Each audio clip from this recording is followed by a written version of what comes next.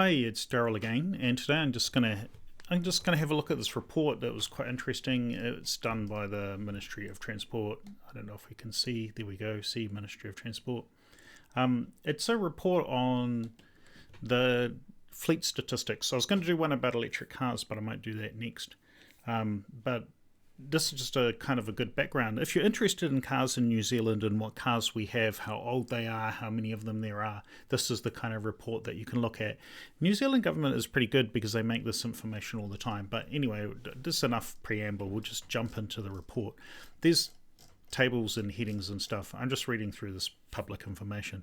So there's 4.4 million cars in New Zealand, and we have 5 million people. So it's quite interesting. A lot of people own cars in New Zealand, so that's why I thought this could be interesting for everybody. They're driven 46 billion kilometres each year. That's amazing. There's some weird trends in this because of the pandemic. That's all I'm going to say about that. We'll look at that later. And I'll just skip through it. There's just some terms. You got your light passenger vehicles and your light commercial vehicles. That's what those letters stand for. Mostly I'm just going to talk about the normal light vehicles because that's the majority of all the cars in New Zealand. So light vehicles is the cars that weigh less than 3.5 tonnes. They're the cars that you don't normally pay road user charges for. So just so you know, heavy petrol vehicles you actually have to pay road user charges like a diesel vehicle, but not many people own those because they're kind of ridiculously expensive, and most people wouldn't really want them.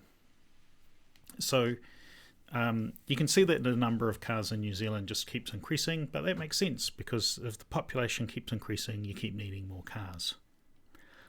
Most of the vehicles that we have are these cars that weigh less than 3.5 tonnes. That's all that's saying. It's just showing you the growth in the number of cars through the years. So there you go.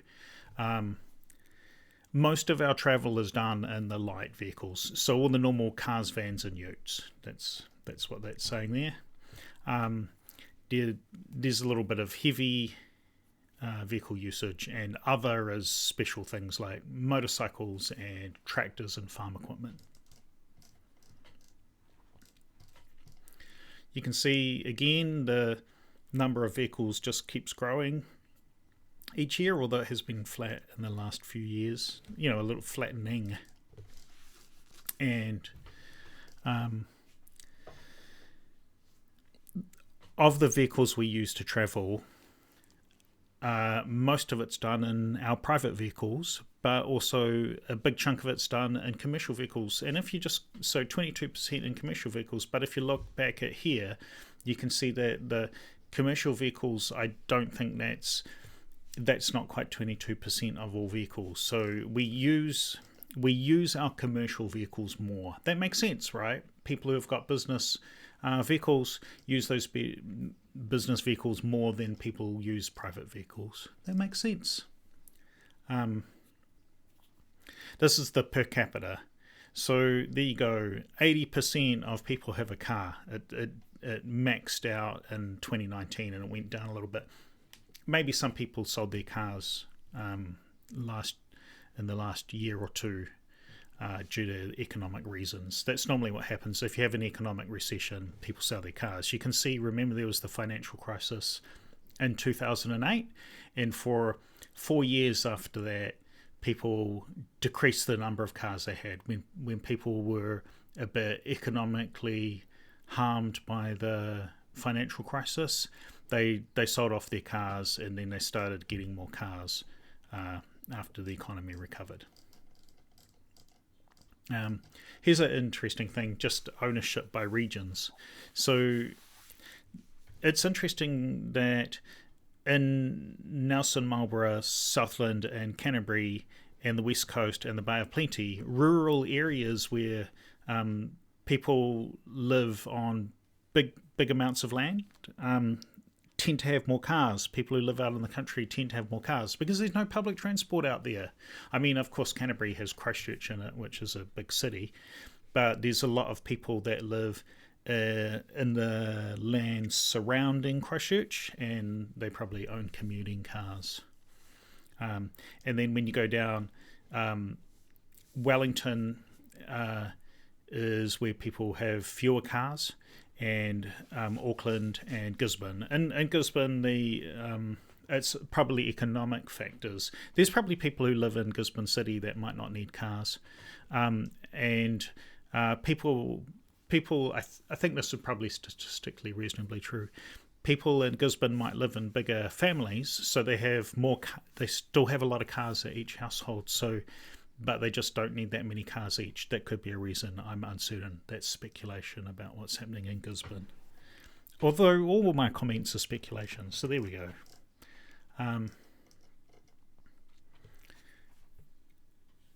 Mostly petrol vehicles. There we go. The green is the petrol vehicles. The grey is the diesel vehicles.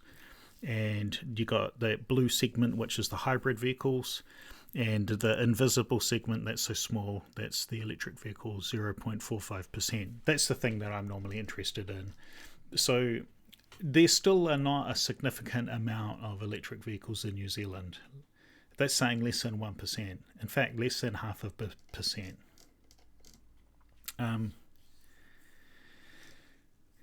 Fleet by engine capacity, this is interesting. So the average engine sizes have actually been increasing. So here we've got in litres, so 2.5 litres there, 2.1 litres here.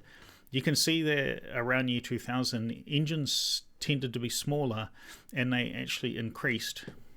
But the thing that's kind of quite interesting is that so in New Zealand we import used vehicles from Japan, and around half of our cars come from Japan used, and the up to generally about 10 years old. So you buy a 10-year-old car for $6,000. It's a good way to get a cheap to run car with a small engine.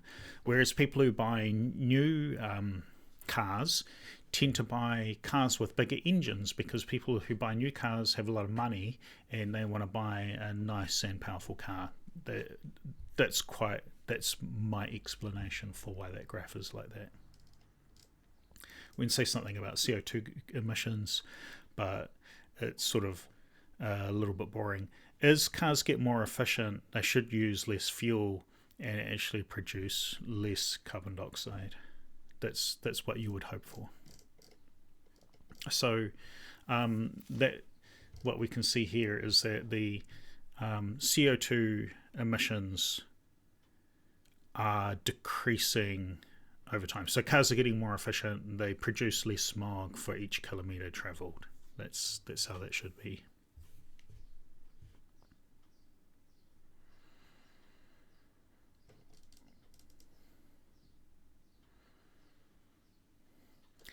This is the used percentage. Because we import used cars from Japan, the peak of this was in 2007, and this has only been a 5% reduction or a 4% reduction since the peak, so it's pretty flat. That's the number of cars. So currently we're importing about 44% of our cars are coming from Japan as used cars. Mostly Japan. There's a couple of other places we import them from. There's some that come from Britain and maybe a few other places, but mostly it's Japan. The age of vehicles in New Zealand is actually increasing. The lowest age was about year 2000, where we had relatively the youngest cars. So the average age of cars is actually creeping back up, and that's quite interesting. But that probably means that newer cars actually are lasting longer than old cars.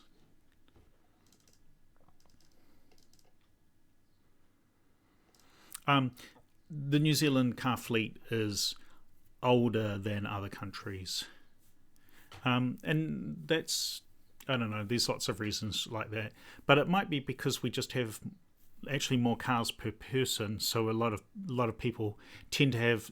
There's a lot of people, you have multiple cars in the family, or you might have individuals who own multiple cars, and some of them might have an older car that they like, some old classic car, and they might have a new car that they use. But hanging on to those old classic cars makes the average age older.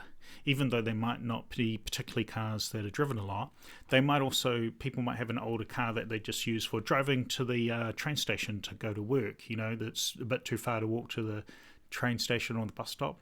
So some people actually drive a short distance and then take public transport for the rest of their daily commute. And if you just have a car that you're only driving a few kilometres per day, it doesn't need to be fancy or new or anything. You're just driving it a short distance or to do errands, go to the shops. The light vehicle fleet just keeps increasing. So what have we got? We've almost doubled the number of light commercial vehicles since year 2000, and we've increased by 50 something percent, 53% the amount of light passenger vehicles since year 2000. What's that saying? There's more cars on the road now than more cars owned and more cars held.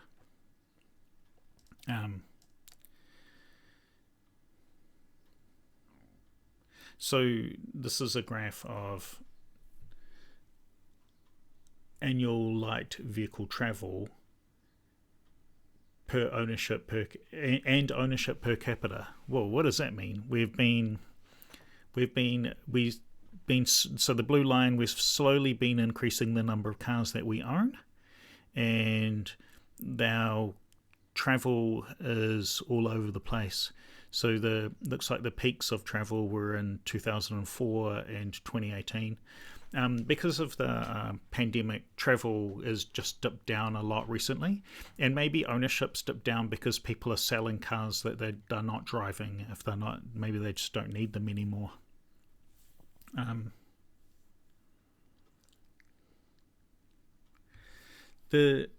You can see the interesting thing. The average distance travelled is less than 9,000 kilometres, which is interesting because I always thought that the average distance travelled was a bit more than that. But, 9,000 kilometres a year, that's quite a lot. I don't know. It's just a number, right? If you've got a car and it's 10 years old and you drive it 9,000 kilometres a year, you clock up 90,000 k's in 10 years. That makes sense. If the average car hangs around until it's 20 odd years old, they'll get up to 180 or 200,000. That seems pretty sensible.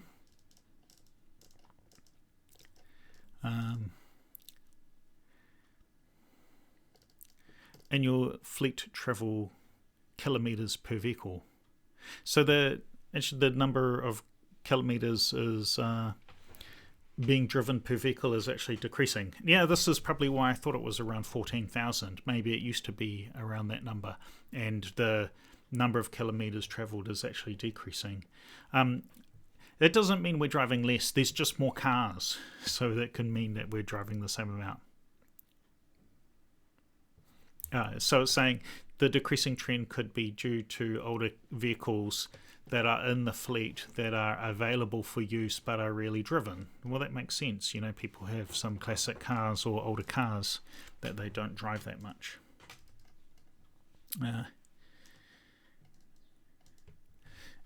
Annual kilometres driven per vehicle per manufacturer by year of manufacture. This means that, so what this graph is showing is that cars made in the 80s and the 90s are driven less than new cars. So new cars, if your car was made 5 years ago, then you're driving it quite a lot. So if you've got a car that was made in the last 5 years or so, you're driving it quite a lot. If it was made in the last 10 or 15 years, you're driving it quite a lot. So cars that are older than looks like about 2003, those vehicles are the kind of getting into the classic and old cars that people aren't driving anymore. I mean, they might be just old cars, so people don't want to drive them. Or these ones down here, these are classic cars. These are cars that people want to keep. They might have a nice old Mercedes or something fancy, or maybe a cool old Japanese car, and they want to keep it for just driving in the weekend.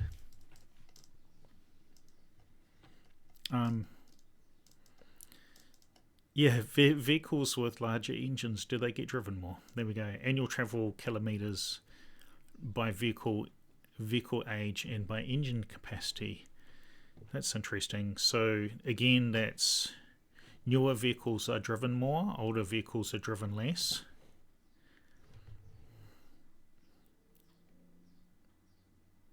Have I misinterpreted that? Oh, so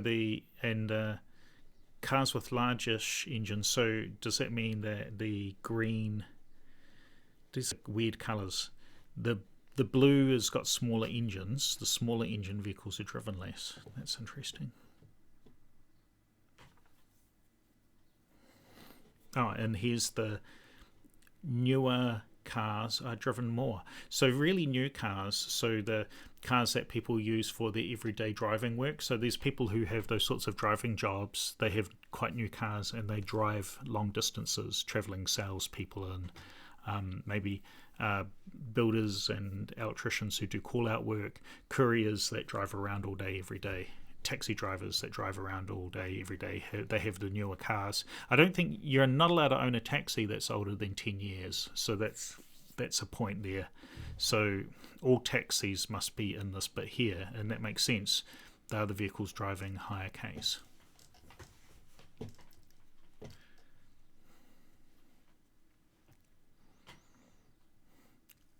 Okay,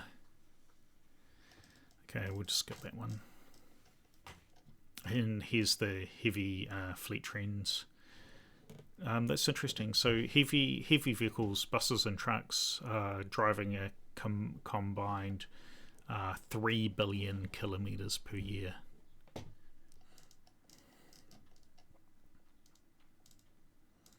There's a graph of average truck ages. So the truck fleet is aging as well, just like the light vehicle fleet.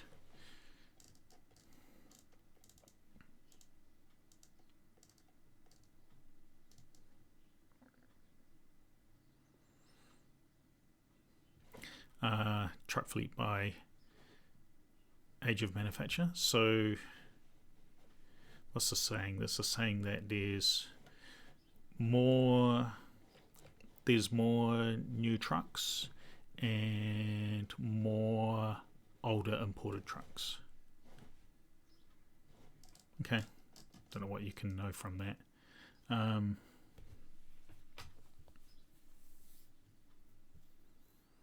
Average entry age of heavy used imports.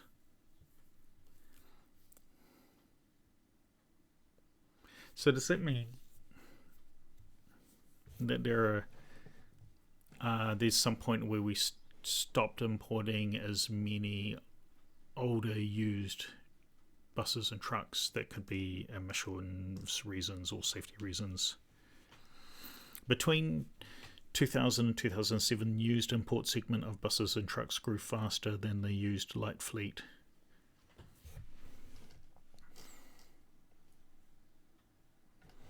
Oh, there we go. There's been a decrease since 2007 because the vehicle exhaust emissions rule. So because we had to have cleaner vehicles, you're not getting as many used imports.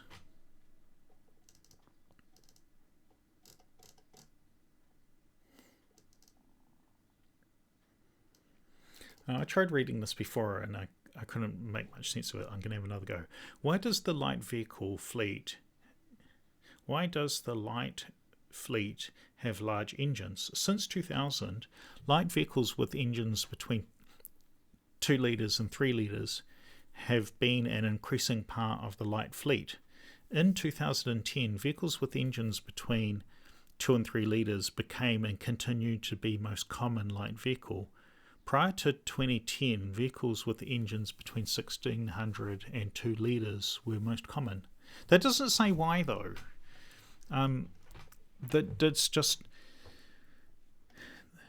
maybe that just means that people really like cars with big engines. If you've got a lot of money and you want to buy a new car, you'd probably want to buy a powerful car. That's what I would guess, because it's got the question, but that doesn't really answer it.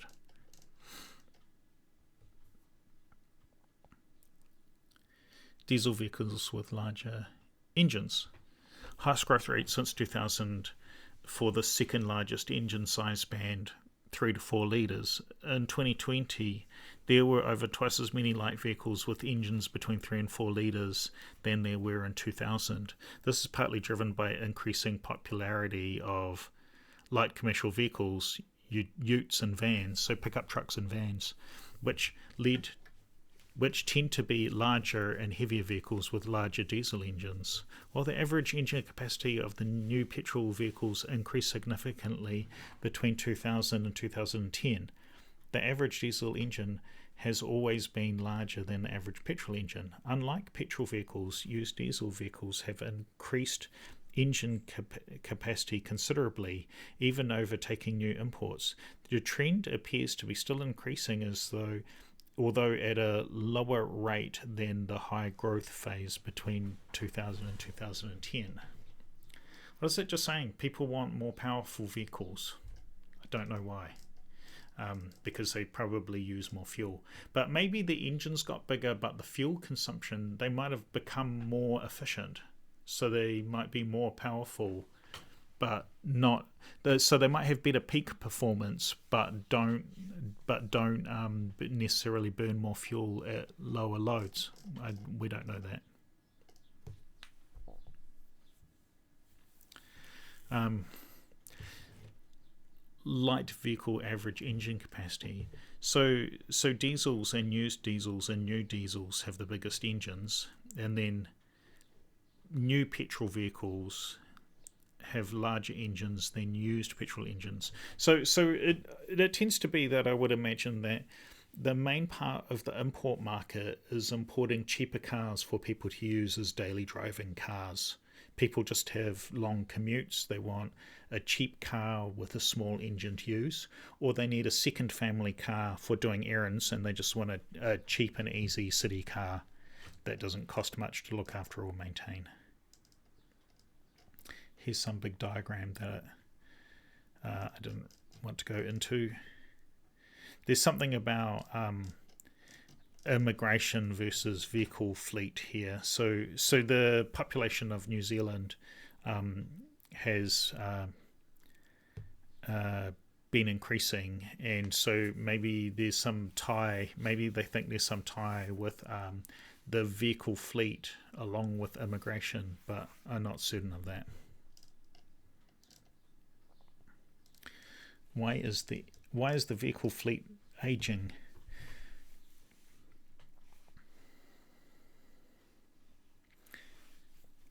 At the end of 2020, almost 1 in 6 vehicles in the 2020 fleet were more than 20 years old due to the persistence of vehicles manufactured in the 1990s. So it might be that there's 1990s cars are actually very reliable and they keep running, and so that's that blue segment here. Those vehicles just keep hanging around. They're reliable and they've kept going longer than other cars. It's a very interesting thing is that the 15 to 19 year segment is smaller than the 20 year plus segment. The other thing about the 20 year plus segment is it includes all of the old classic cars, vintage cars and cool 50s and 60s and 70s cars and 80s cars that people want to hang on to. If you've got a cool old car, that's in that segment. So this 15%, the 15 to 19 year old cars, that's the uninteresting car age group, and just very few of the cars in that segment will be kept because they're probably largely pretty ordinary cars, and a few of these that are kept that happen to be a cool car from that period of time. So between year 2000 and 2005, just a few of those cars, single digit percentages of those will probably be kept and will make that wedge bigger. I think that's interesting.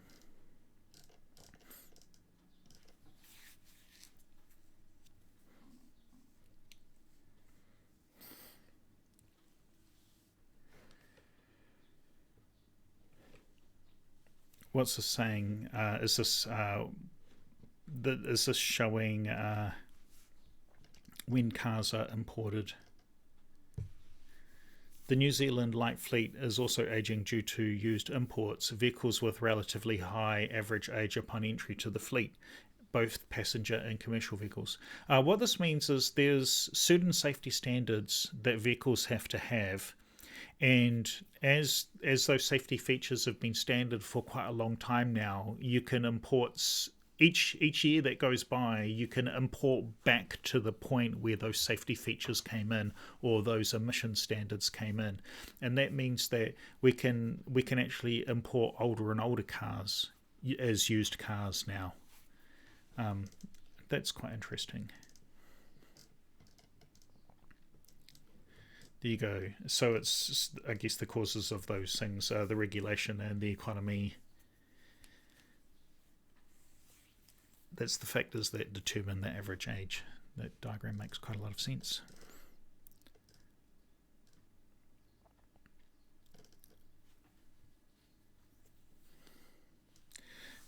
Increasing scrappage age for used imports. That's interesting too. Further compounding the effect of their older age at entry into the fleet, used imports are scrapped at greater average age also. So older imported cars are actually having longer lives than they used to. Used imports left the light fleet at an average of 20.1 years in 2020, while the new vehicle equivalent was 18.8 years. So what does that mean? Maybe the cars that are getting imported as used cars are the more reliable and better models. Maybe people already know what cars are the reliable models by that time, and people tend to, used cars dealers want to import cars that will be good for their customers to hold on to. That kind of makes some sense. New vehicles have been exiting the fleet at a similar age. The other thing is that a lot of vehicles that are sold as new vehicles probably get used commercially, so they get driven more up front. And in Japan, a lot of people they buy new cars that they don't use very much. They just need a car. They need a household car, but they might not drive it a lot, and then when it's 10 years old or so, they're like, oh well, I'll get rid of it now and buy a new one, even though they haven't driven it that many kilometres. Whereas in New Zealand, I think we just drive more kilometres per year than the average Japanese person does.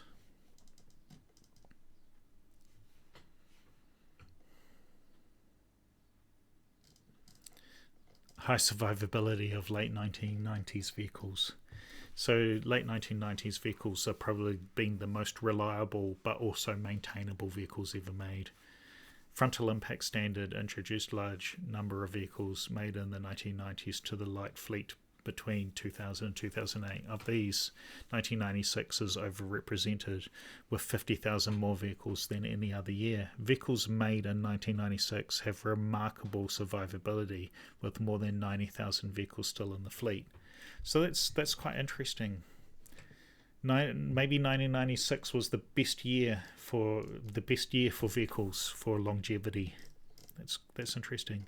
So there's a graph of vehicle survivability. You can see these 1996 cars are amazing, and the 1998 and 1997 cars, they're all right. But here's an interesting: 1999 cars are terrible. They dip out. I don't know. That's interesting.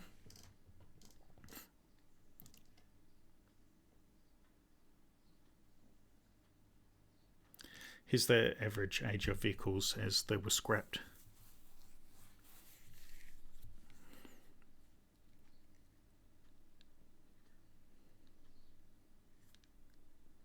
What's it saying? Is it saying in the curves are the most extreme for vehicles aged between 15 and 18 years? Is it these ones here?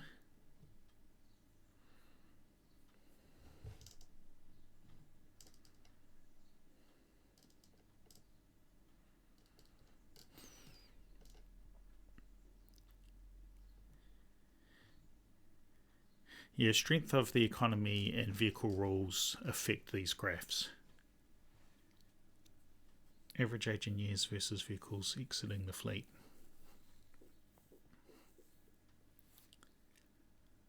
So that's the number of vehicles exiting the fleet. And that's the average age at which. So cars used to live for average of 15 years. In year 2000, the average car died and was scrapped when they were 15 years old.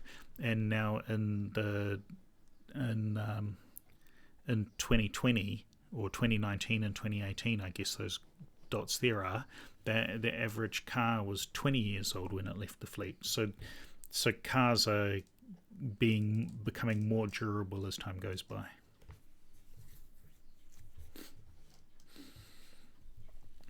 Light fleet vehicles in 2020 by year of manufacture. These are really interesting. There's this giant peak here. The cars that were built between 2004 and 2010 are the cars that we have the most of. That's interesting. I guess that's because we import used vehicles. Yeah, it's light passenger vehicles that are imported. So there's the vehicles that are less than 10 years old haven't been imported as used imports yet. So as time goes by, this bump would move up the graph, I would imagine. And that's the average age at which used vehicles are imported. So we got down to about 7 years as the average age, and now we're up at 10 years that the average car gets imported. That's interesting, as used cars from Japan. And that's the whole report. There we go. It's just something I like to look through those to understand the vehicle market. So because I'm primarily interested in electric vehicles, you have to know about the rest of the vehicle market to make much sense of that. If I just go back to the top, so that's the name of the report. If you just look up that report online, you'll be able to find it online. It's published by the New Zealand government. Thanks for watching.